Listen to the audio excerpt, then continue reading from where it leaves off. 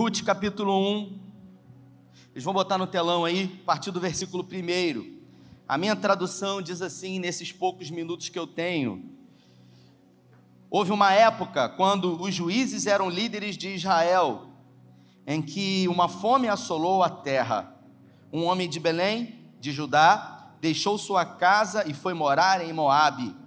Ele levou a mulher e 2 filhos. Repita comigo: ele levou a mulher e 2 filhos. O homem chamava-se Elimeleque, sua mulher Noemi, seus filhos Malom e Quilom, eram efrateus de Belém de Judá. Os 4 mudaram-se para Moabe. Elimeleque morreu, deixando Noemi e os seus 2 filhos. Os filhos se casaram com mulheres moabitas, e a primeira se chamava Orfa, e a outra Ruth. Eles viveram ali 10 anos. Repita comigo: 10 anos, por favor. Mas os irmãos Malom e Quilion também morreram, e Noemi ficou sem seus filhos e sem o seu marido. Certo dia ela resolveu deixar Moabe e voltar para a sua terra, pois ficou sabendo que o Eterno tinha se agradado em visitar o seu povo e tinha mandado alimento. Por isso, ela e suas 2 noras deixaram a cidade em que estavam morando para retornar à terra de Judá. Quando estavam a caminho, Noemi disse às noras: é melhor que vocês voltem para a casa de suas mães. Que o Eterno tenha compaixão de vocês pelo que fizeram ao meu falecido marido e a mim. Que o Eterno dê a cada uma de vocês um novo lar e outro marido. Ela as beijou e choraram alto, mas responderam: não faremos isso, iremos com você de volta para o seu povo. Mas Noemi insistiu: voltem, minhas filhas. Por que vocês querem ir comigo? Acham que ainda vou ter filhos e que eles vão se casar com vocês no futuro? Voltem, minhas filhas, para casa. Estou muito velha para ter marido. Mesmo que eu dissesse: ainda há esperança, e hoje mesmo me casasse e tivesse filhos, vocês esperariam até eles crescerem? Aguardariam tanto tempo para casar novamente? Não, minhas filhas. Para mim, essa é uma experiência muito amarga, mais do que para vocês. O Eterno foi severo comigo. Vou repetir: o Eterno foi severo comigo, disse ela. Elas começaram a chorar outra vez. Orfa beijou sua sogra e se despediu, mas Ruth a abraçou. Noemi ficou com ela. Noemi disse: venha, veja sua cunhada, voltou para casa para morar com o seu povo e os seus deuses. Volte com ela. Mas Ruth disse: preste atenção, por favor, não me force a abandoná-la, não me faça voltar para casa. Onde você for, eu também irei. Onde você viver, ali eu viverei. O seu povo será o meu povo, o seu Deus, o meu Deus. Onde você morrer, também eu morrerei, e ali serei sepultada. Que o Eterno me ajude, nem a morte nos separará. Quando Noemi percebeu que Ruth estava determinada a acompanhá-la, desistiu de tentar convencê-la a ficar. Então as 2 foram para Belém. Quando chegaram a Belém, a cidade inteira comentou: será que é mesmo Noemi? Depois de tanto tempo, ela está de volta? E ela respondeu: não me chame Noemi, me chame Amarga. O Todo-Poderoso foi severo comigo. Saí daqui cheia de vida, mas o Eterno me fez voltar sem nada, apenas com a roupa do corpo. Por que vocês me chamaram de Noemi? O Eterno não o faria. O Todo-Poderoso arrasou comigo. Foi assim que Noemi voltou para Moabe com Ruth, a moabita. Elas chegaram a Belém no início da colheita da cevada. Feche os seus olhos se você pode.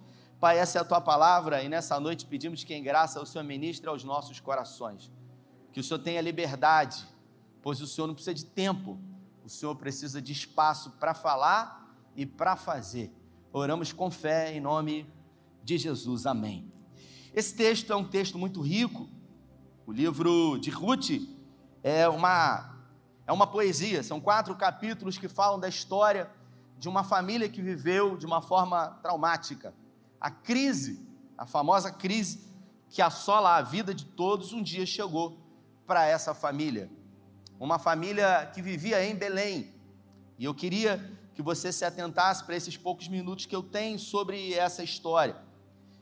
Noemi, uma mulher que havia se casado com um homem chamado Elimeleque, constituíram uma família, eram de Belém, tinham posses, tiveram filhos, tudo corria perfeitamente bem para aquela família, até que na época dos juízes, nós estamos falando desse tempo, uma grande crise assolou a cidade de Belém e toda a região da Judéia.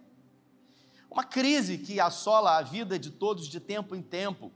Essa famosa crise que chegou no Brasil algumas vezes, chegou em Cabo Frio recentemente, essa crise que nos faz tomar algumas decisões. E não foi diferente com essa família. Num tempo de crise, a Bíblia fala que o sacerdote, que esse homem, o marido, o chefe da casa, chamado Elimeleque, ele decidiu tomar uma atitude. Ao invés de ficar em Belém, tinha casa, tinha posses, tinha propriedades, ele resolveu sair daquela cidade e ir para uma outra região. O texto diz que ele levou a sua esposa e seus 2 filhos para uma cidade de Moabe, e lá ele começou do zero, decidiu sair da sua terra natal e ir para uma terra estrangeira, ser imigrante numa outra cidade, num outro país, numa outra região. E é muito comum, quando a crise chega, muitas pessoas têm a predisposição de não enfrentar a crise e de fugir. A Bíblia, ela fala alguns momentos onde homens e mulheres viveram um tempo de crise e ao invés de enfrentar a crise, resolveram fugir dela. Todo ser humano, quando ele se encontra diante de algumas dores, de alguns temores, entre 2 dores humanas, o ser humano ele sempre vai escolher a menor. Eu vou repetir. Se você está vivendo um tempo de angústia e de dificuldade, você tem algumas opções ou poucas opções, você sempre vai escolher a opção que vai produzir em você menos desconforto e menos dor. E com Elimeleque não foi diferente, ele resolveu ir para uma outra cidade. A Bíblia fala que Abraão ele tinha saído lá de Padã Arã e seguido para o deserto de Gerá, e ali no deserto de Gerá, o texto diz lá em Gênesis, que veio uma crise terrível para aquela região, fome, e Abraão ele decidiu descer para o deserto, ele foi para o Egito, melhor dizendo, ele resolveu descer para o Egito, pastor Gil, e ao descer para o Egito, ao tomar aquela decisão, Abraão quase acabou com o casamento dele, porque ele mentiu, se enrolou, perdeu a esposa dele para o rei do Egito, que levou ela para lá. Flávio Josefo, na história dos Hebreus, diz, né, não está na Bíblia, Flávio Josefo foi um historiador que viveu anos depois de Jesus, e ele disse que Sara havia, inclusive, coabitado com o rei do Egito. O fato é que muitas são as vezes que, diante de momentos de crise, tomamos decisões que produzem frutos ruins nas nossas vidas. O seu filho Isaac não foi diferente, ainda também no deserto de Gerá, num outro tempo, numa outra época, viveu um terrível tempo de crise, e assim como seu pai decidiu descer ao Egito, só que o próprio Deus se manifestou numa palavra para ele, dizendo para ele: Isaac, não é para você descer para o Egito, é para você permanecer no deserto de Gerá. E a Bíblia fala que ele ficou no deserto de Gerá, e para cada semente que ele plantou naquele ano no deserto de Gerá, a Bíblia fala que ele colheu a 100 por 1. Então, Isaac obedeceu ao Senhor. E por obedecer ao Senhor, mesmo vivendo num tempo de crise, ele foi beneficiado. Deus usou de benevolência para com ele. Mas a pergunta que eu faço, Mateus, para nós nessa noite é: por que nem sempre Deus fala conosco? Deus falou com Isaac, mas por que não falou com Abraão? Deus falou talvez com seu irmão, mas por que não falou com você? Por que em alguns momentos a sua vida é tão difícil? Por que diante de algumas situações você inevitavelmente tem que passar por coisas desconfortáveis, desagradáveis e às vezes até momentos de humilhação, de vergonha? Por que na minha vida é assim?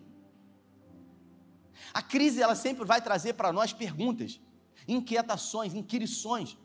sobre os porquês. Por que eu estou passando por isso? Se eu sirvo a Deus, por que todo mundo, sabe, tem uma vida normal? Por que até aqueles que não amam a Deus, não honram o Senhor, não passam por isso e eu estou vivendo isso? Noemi aqui, ela começou a declarar que todo o mal que ela estava vivendo e sofrendo era exclusivamente uma espécie de castigo de Deus. Ela disse que realmente Deus tirou ela para maltratar. Deus resolveu pesar a mão sobre ela. Ela, em alto e bom som, declarou que tudo o que estava acontecendo na vida dela estava acontecendo porque Deus assim determinou e desejou. E a filosofia, ela busca a explicação, Jorge, já há muitos anos sobre isso. Tem um paradoxo de um filósofo grego chamado Epicuro. Epicuro foi um filósofo grego. E ele, diante de uma inquietação, diante de uma pergunta, Crivson, ele resolveu lançar, sabe, uma pergunta: será que realmente Deus é bom? Por que ele chegou a essa inquirição, a essa pergunta? Porque de alguma maneira Epicuro ele começou a olhar para a vida das pessoas e ele começou a perceber que pessoas boas vivem coisas terríveis e difíceis. E que também pessoas mais ruins vivem momentos bons. Então Epicuro ele colocou em xeque os atributos do caráter de Deus. E para você entender, a Bíblia revela não quem é Deus, porque uma das principais prerrogativas para ser Deus é não ser compreendido. Então Deus jamais será compreendido na sua totalidade, porque aquele que é criatura jamais poderá compreender totalmente o Criador. Ele é Deus. Agora você diz glória a Deus por isso. Ele é Deus.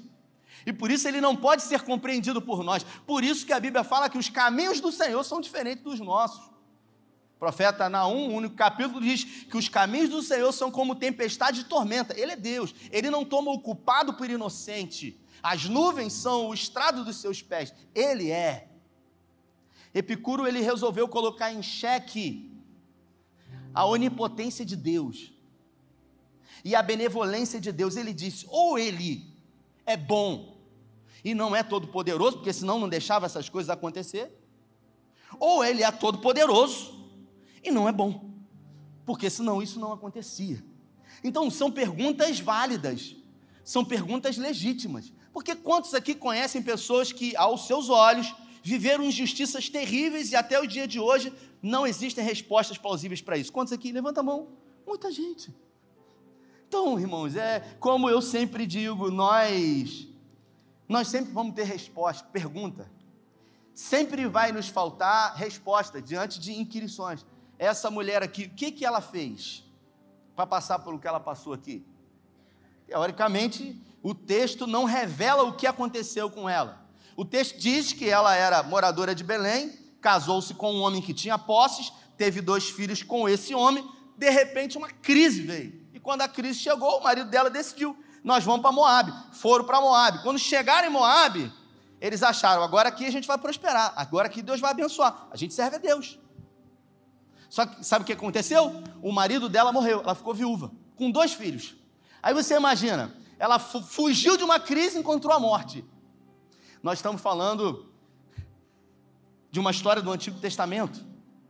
E para uma mulher no Antigo Testamento se tornar viúva não era fácil, um estigma, mas pelo menos ela tinha 2 filhos, e os filhos casaram com mulheres moabitas, descumprindo uma determinação do próprio Deus para que não se casassem com mulheres estrangeiras. Elas eram gentias, Ruth e Noemi. E quando tudo parecia se normalizar, mesmo sendo muito difícil para essa mulher vencer o luto, porque só sabe o que ela passou quem perdeu o marido, o amor da vida, o par que escolheu para fazer, sabe, o caminho até a volta de Jesus, e ela perdeu antes. Muitas pessoas perderam esposas, marido, na pandemia, e só sabe o que é isso quem perdeu. Hoje a gente teve um café aqui com novos membros, e uma irmã disse: perdi o meu marido na pandemia. Não é fácil. Eu imagino como... Não imagina, ninguém imagina. A gente não pode dizer que imagina se você não viveu isso. porque só sabe o que está passando quem já viveu exatamente o que o outro está vivendo. E quando tudo parecia se normalizar na vida dela, os seus 2 filhos, Mahlon e Quilion, também morreram. Parece que o luto bateu na porta da casa dela, entrou, sentou na sala e não quis sair mais, pastor Gil. Sentou na sala, cruzou os braços, a morte, e falou, vou ficar aqui e vou produzir uma desgraça. Os 2 filhos morreram. Ficaram as 2 noras. E a gente sabe que existe aí, culturalmente no Brasil, né, Vinícius, um grande problema entre sogra e nora, né? As brincadeiras que o dizem aí, né? Esses problemas, né? Eu tenho a minha sogra. Sogra não é sinônimo de alguma coisa positiva, pelo menos culturalmente no Brasil. Quando a gente fala sobre sogra, a gente tem uma imagem deturpada sobre o que é ser sogra. Sogra é pior, tem aqui a nora e a sogra aqui na frente, aqui as 2 aqui. Elas já estão assim se acotovelando aqui, gente, ó. Separa aí, gente, por favor. E essa mulher, ela começou a sofrer isso. Perdeu a terra natal, os bens que possuía na sua terra de origem. Ela perdeu o seu marido, ela perdeu os seus filhos e ela decidiu voltar para casa. Ela ouviu falar que Deus havia usado de benevolência com o seu povo em Belém e ela resolveu voltar. Só que ela disse para as suas noras, olha, vocês não precisam ir comigo, fiquem aí. Vocês são jovens, vocês podem casar, vocês podem constituir família. Eu não, eu sou uma mulher que foi vitimada pelo que Deus resolveu produzir na minha vida. Afinal, Deus resolveu me castigar, ela diz com todas as palavras. Então ela pede para que as suas noras voltem para as suas casas e ela diz, saí daqui cheia de vida, mas Deus me fez voltar sem nada, apenas com a roupa do corpo. Deus arrasou comigo, me fez... Disse ela, não me chame de Noemi, me chame de Mara, que quer dizer amargurada.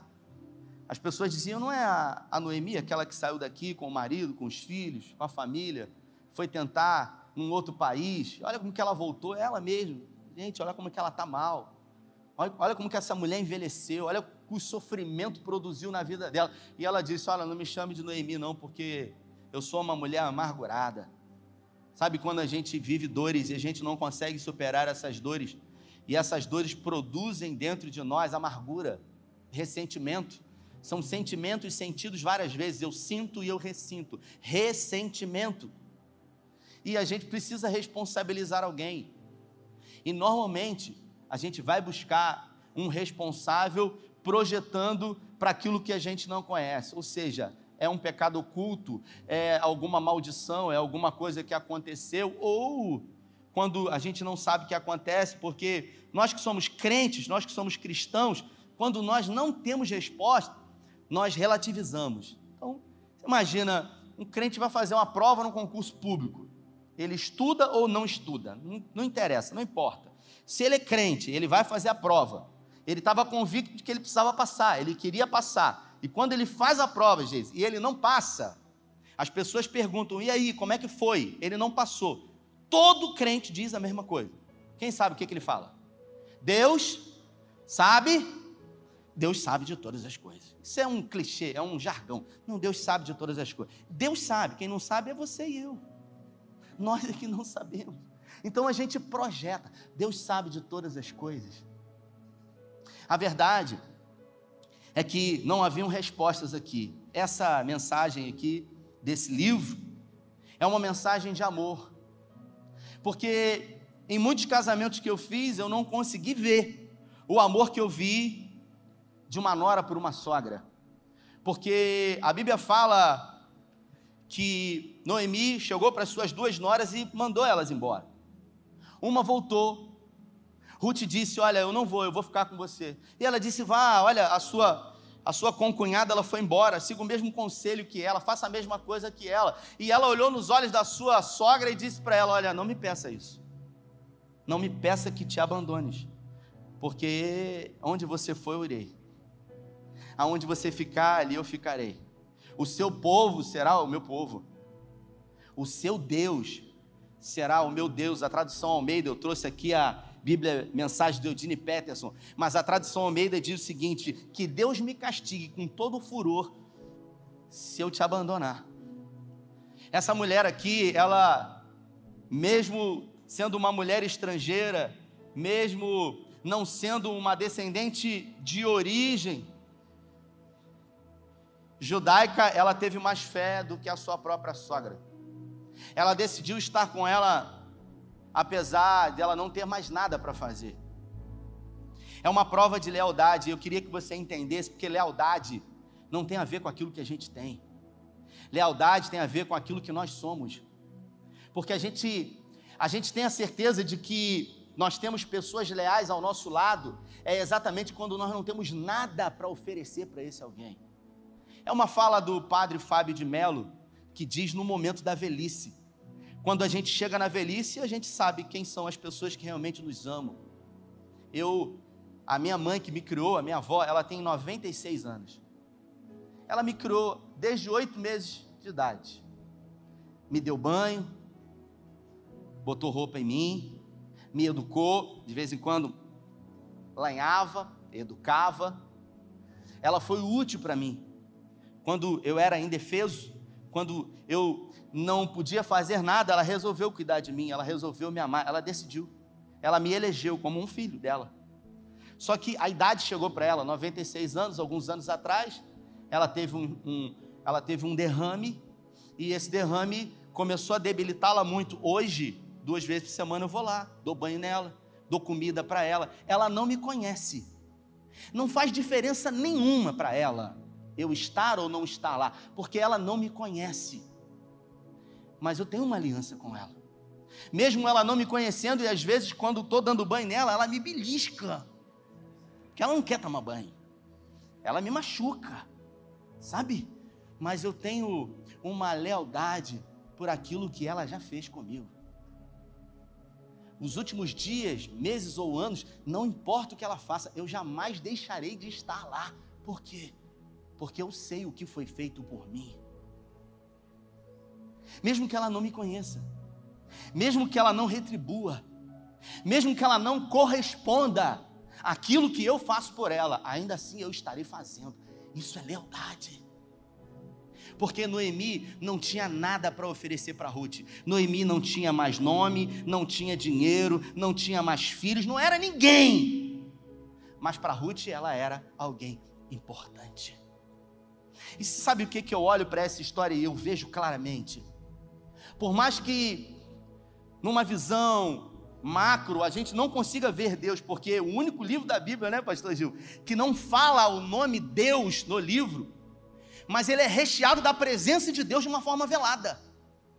Deus não se apresenta especificamente, nominalmente nesse livro, mas ele está presente em tudo, porque você já deve ter ouvido eu falar sobre isso.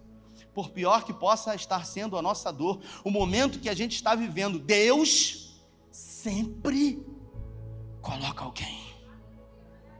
Deus, ele sempre coloca alguém. Ela perdeu o marido, o amor da sua vida, ela perdeu a herança, os seus 2 filhos, mas Deus colocou alguém que, apesar do que ela viveu, ela não ficou só. Uma mulher que foi capaz de amar mais do que talvez os filhos. Uma mulher que foi capaz de amar mais do que talvez marido. Uma mulher que foi capaz de dizer, olha, ela era uma moabita, ela era uma estrangeira. Você entende o que é isso? Uma cultura politeísta. O Deus do povo dela não era o Deus de Israel. E simplesmente depois da sogra perder tudo e ela se tornar viúva também, ela diz para a sogra, o teu Deus é o meu Deus, o seu povo é o meu povo. E elas voltam para Belém, para Medigar. 2 viúvas, uma jovem, nora, e uma velha sogra. Uma mulher que pouco podia fazer. E lá, elas voltaram para lá, e Noemi, amargurada, diz, olha, não me chame de Noemi, porque eu não sou mais Noemi, eu sou uma mulher amargurada, que foi afligida pelo Senhor, até que a sua a sua nora resolve tomar uma atitude, sabe? É quando tudo vai mal, é quando o mundo parece que desaba na nossa cabeça, é quando parece que há uma conspiração do universo, inclusive de Deus, porque eu coloquei o tema dessa mensagem aqui, né? Passei para os irmãos ainda agora. Toda dor é por enquanto. Uma canção do Marcos Almeida que diz que toda dor é por enquanto, e é verdade, porque não importa a dor que você está vivendo, por pior que possa estar sendo, mais cedo ou mais tarde, vai passar no nome de Jesus, porque não existe mal que dure para sempre. A vida ela é cíclica, ela é estacional. Vivemos as estações, primavera, verão, outono e inverno. A Bíblia, quando fala sobre o dia mau, não fala, olha, se prepara se o dia mau vier, se prepare quando ele vier, porque ele vai vir. Está amarrado, pastor? Pode amarrar, mas solta, porque todo mundo vive isso. Então a gente precisa aprender e se preparar para quando esse dia chegar, a gente não se deformar, porque mesmo chegando, mais cedo ou mais tarde, uma hora ele vai passar. A Bíblia fala que Ruth, ela resolveu tomar uma atitude. As duas estavam em algum lugar e de repente Ruth disse para sua sogra, olha, eu vou fazer alguma coisa. Ela disse, eu vou me levantar e eu vou trabalhar. A sogra olhou para ela e falou, você vai trabalhar? Ela disse, eu vou trabalhar. Sabe o que ela fez? Ela se colocou em movimento. Ela se levantou e ela disse, olha, eu preciso recomeçar. Eu preciso fazer algo, é aquilo que Paulo diz, eu preciso esquecer-me das coisas que para trás ficam, eu preciso. Em alguns momentos na nossa vida, a gente precisa voltar a caminhar. A gente precisa estar disposto a recomeçar, por pior que possa ter sido a nossa perda. Eu tive a triste experiência de lidar com pessoas que perderam entes queridos na pandemia. Pessoas que perderam filhos e que não conseguiram ressignificar a morte e o luto. Não conseguiram viver aquilo que a psicologia diz, Nilton, as 5 fases do luto. E quem não passa pelo luto, vive nele a vida inteira. É gente que deixa o quarto do filho exatamente como o filho deixou. É gente que quer cristalizar e viver aquela dor, sabe? E não sabe o mal que está se fazendo. É preciso recomeçar. É gente que muitas vezes eu atendi no gabinete nesse tempo que botou dinheiro em lugares e perdeu tudo. Pastor, eu perdi tudo que eu tinha. Não, você não perdeu tudo que você tinha, porque você está aqui. E quando você nasceu sem nada. E você conquistou. E se você se levantar no nome de Jesus, você vai conseguir conquistar tudo novamente. Agora, é preciso querer recomeçar. Ruth decidiu, eu preciso recomeçar. E ela foi em busca do novo que ela nem sabia que existia. Você sabe o que ela foi fazer? Ela foi catar espigas em lugares onde estavam tendo colheita. Existe uma lei levítica que diz que pessoas pobres, viúvas, têm direito de catar as espigas, sabe, que são jogadas pelos ceifeiros quando eles estão colhendo. Eles pegam a espiga que não é tão boa, então eles jogam fora. E é dada a oportunidade dessas pessoas catarem isso, esse resto, para poder produzir subsistência disso. Até que um dia ela chegou numa propriedade de um homem chamado Boaz, que era parente de Noemi. E Boaz começou a observar. Boaz era um empresário rico, um fazendeiro, e ele começou a observar aquela jovem chamada Ruth, de boa aparência. E ele perguntou, quem é essa jovem? E disseram para ele, olha, ela é a nora de Noemi, e ela decidiu caminhar com Noemi, mesmo sem Noemi ter nada, porque ela já não tem mais nome, não tem marido, não tem posse, não tem nem nome, porque ela quer ser chamada de amarga, de Mara. E aí Boaz falou, peraí, mas essa atitude dela é uma atitude diferente, porque não é toda nora que faz isso com a sogra, ainda mais com a sogra. Então o testemunho daquela mulher diante da dor começou a reconstruir um novo caminho para ela. Você entende que na vida tudo é a partir das nossas atitudes, tudo é a partir de uma decisão de que a gente precisa recomeçar, e ela recomeçou. E Boaz começou a observar o comportamento dela e disse para ela: olha, você pode, não precisa catar mais em nenhum outro lugar, você pode ficar por aqui. Você pode ficar aqui que eu já dei ordem aos meus empregados para abençoar você. E ele chamou os empregados no canto e falou: ó, quando vocês estiverem debulhando, tirando o milho, vocês jogam mais espigas para que ela possa catar. Aquele homem começou a usar de benevolência, e quando ela chegava em casa e falava com a sua sogra começou a ver através do testemunho dela o favor de Deus. Ela falou: só pode ser bondade do Senhor. Aquilo que havia morrido no coração dela, por aquilo que ela achava que Deus havia produzido, começou a dar lugar à esperança novamente. O profeta Zacarias diz que a gente não pode desprezar os pequenos começos. Tudo que começa grande, irmãos, é monstro. Porque na vida, tudo o que os seus olhos podem ver, que são grandes, vultuosos, um dia foi pequeno.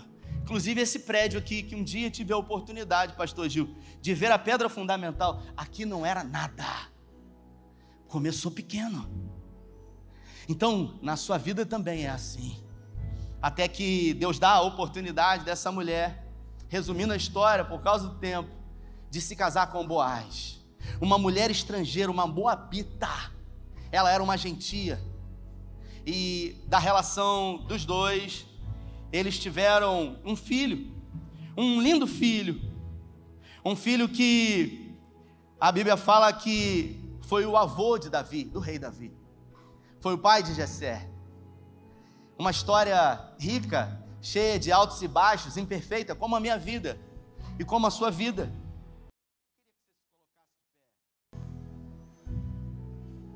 A gente quer respostas, mas a gente não vai ter. O que a gente tem é sempre uma oportunidade de recomeçar. Para aqueles que entendem que precisam, para aqueles que acreditam que é possível. Existiu um homem, chamado Viktor Frankl. Na faculdade de psicologia eu estudei muito sobre ele. Pai da psicoterapia. Ele nasceu na Áustria, se formou em medicina, adorava filosofia e psicologia. Aos 15 anos de idade, ele fazia correspondência com Sigmund Freud sobre os estudos que ele havia desenvolvido. Até que o nazismo ele entrou na Áustria e aquele médico ele foi obrigado a praticar a eutanásia nos seus pacientes e se recusou. Casado, numa boa família, um judeu. Viktor ele foi colocado num campo de concentração. A sua esposa grávida do seu primeiro filho. Abortaram o seu filho, mataram a sua esposa, mataram os seus pais. A sua mãe foi submetida a uma câmara de gás. E durante 3 anos ele passou por 4 centros, sabe, aqueles campos terríveis de concentração. Em um daqueles campos de concentração, ele resolveu escrever uma teoria, que hoje é uma linha psicológica, é uma corrente psicológica aí, psicoterapia. E esse homem, chamado Viktor Frankl, ele resolveu escrever um livro, que é um best-seller, chamado O Sentido da Vida. Logo, alguém que perdeu todo o sentido para viver. Ele perdeu a esposa, que estava grávida do primeiro filho, ele perdeu a mãe, e ele perdeu o pai, num campo de concentração. Por quê? Porque ele era um judeu, só por isso. O que ele fez para merecer isso? Nada. Mas no meio da dor, ele resolveu frutificar e produzir vida. Ele escreveu um livro que é um best-seller, O Sentido da Vida. O que você pode fazer com a dor que você está vivendo, com o trauma que você viveu, com o luto que você tem passado? O que você escolhe fazer com isso? Porque na vida nós sempre vamos poder escolher. A gente acha que existe uma conspiração. O Hernani Dias Lopes, no seu livro Caminhando com Deus, se eu não me engano, ele fala sobre o fato de Jó ter perdido os seus 10 filhos, e ele fala: a gente só perde aquilo que a gente não sabe onde está. Noemi, Ruth, elas hoje estão no Senhor, e provavelmente com o marido e os filhos lá. A gente só perde aquilo que a gente não sabe onde está. Então, se você perdeu alguém que você muito amou nessa pandemia, não é o fim. Um dia você vai estar junto novamente com esse alguém. Agora, existe uma vida que precisa prosseguir. Existe um caminho que precisa ser percorrido aqui. Eu quero incentivar você nessa noite a recomeçar, a te dar uma nova chance, porque Deus, Ele sempre está disposto a nos dar uma segunda chance. O problema é que às vezes nós não nos perdoamos. O problema é que às vezes nós nos julgamos incapazes de conseguir outra vez, diante dos insucessos que tivemos, diante dos fracassos que vivemos. Mas você pode. Quero incentivar você nessa noite a fechar os seus olhos e se permitir ser ministrado pelo Espírito Santo. Todo mundo vive um momento na vida que não sabe o que fazer. Todo mundo. Todo mundo tem um ponto de inflexão, todo mundo tem um momento decisivo. Eu vivi um momento decisivo na minha vida em 2019, difícil, não sabia o que fazer, sabe? Mas eu também não corri atrás da boca de Deus, na boca dos outros. Eu decidi que se Deus realmente quisesse falar comigo, Ele viria até mim. Porque eu não preciso buscar, porque muito mais do que eu preciso, Deus sabe. Então não sou eu que vou correr atrás daquilo que Ele quer falar comigo. Sempre disse para Ele: Senhor, se o Senhor quiser falar comigo, fala comigo, não precisa usar ninguém, a não ser que eu não esteja ouvindo mais. Eu estava vivendo um momento muito difícil, sem saber o que fazer, sabe, pedindo respostas a Deus. E um dia o pastor Gil veio, de São Paulo, né? A gente já se conhece há 13 anos, né, pastor Gil? O pastor Gil estava sabendo muito pouco da história, me chamou na minha sala, e o pastor Gil me chamou carinhosamente e com o dedo em risco falou algumas coisas para mim naquele dia que mudaram a minha vida. E eu entendo perfeitamente que aquele dia foi um cuidado de Deus, porque Deus sempre coloca alguém. Deus coloca alguém quando a gente menos espera. Por isso, se você não sabe o que fazer, se você está desesperado, se você está diante de um momento decisivo, de um ponto de inflexão, Deus sempre vai levantar alguém. E talvez Ele tenha levantado alguém aqui nessa noite para falar com você, para ser resposta de oração, para se revelar como um cuidado dEle na sua vida, dizendo para você que é possível recomeçar nele. Que mesmo não entendendo, mesmo não compreendendo, mesmo as coisas não fazendo sentido, continue crendo e caminhando, que um dia aquilo que é obscuro, incerto, será revelado. Como Paulo disse, se essa mensagem falou com você, eu quero orar com você, mesmo no seu lugar. Eu não vou chamar ninguém à frente. Coloca a mão no seu coração, bota uma mão na sua cabeça, no centro das suas emoções, na sua cabeça. Pai, no nome de Jesus, nós queremos colocar as nossas vidas diante do Senhor, diante de dores, de traumas, de lutas, de decepções, de dificuldades, de perdas, do luto, diante do que foi vivido, do que está sendo vivido. Nós queremos pedir ao Senhor que nos ajude naquilo que te compete, Pai. Nós estamos dispostos a fazer a nossa parte, de nos levantar e sair da posição do caminho, parado no caminho, porque parado nada acontece, mas é no caminho que tudo se revela. É caminhando que as coisas acontecem e nós decidimos voltar a caminhar. Nós repreendemos no nome de Jesus todos os fantasmas que têm assolado, de que é maldição, de que é um karma, de que é pecado, quando na verdade coisas boas e ruins acontecem com todo mundo. O Senhor não é bom quando coisas boas acontecem, não é mal quando coisas ruins acontecem. O Senhor é bom e sempre bom, mesmo que não entendamos no primeiro momento, mesmo que não consigamos compreender, o final das coisas será melhor do que o princípio delas. O Senhor é bom. Paulo, ele escreve que se esperamos em Cristo somente nessa vida, somos de todos os homens os mais miseráveis. Nos ensina, Senhor, a confiar em Ti, mesmo quando os nossos olhos não estejam vendo, mesmo quando o nosso coração esteja apertado, aflito, não compreendendo, que possamos aprender que mesmo quando as coisas saem do nosso controle, jamais saiu das tuas mãos e do teu controle. Nos ajude nas nossas fraquezas e nas nossas debilidades, Pai. Muda a nossa sorte, transforma o nosso pranto em festa. Hoje nos colocamos de pé e voltamos a caminhar. Guarda a nossa casa, os nossos filhos, repreenda todo o intento do inferno sobre nós, e que essa semana que começa hoje seja a melhor semana. É o que nós declaramos em nome do Pai, do Filho e do Espírito Santo. Se você crê, dê a melhor salva de palmas a Ele. Deus abençoe você, valeu!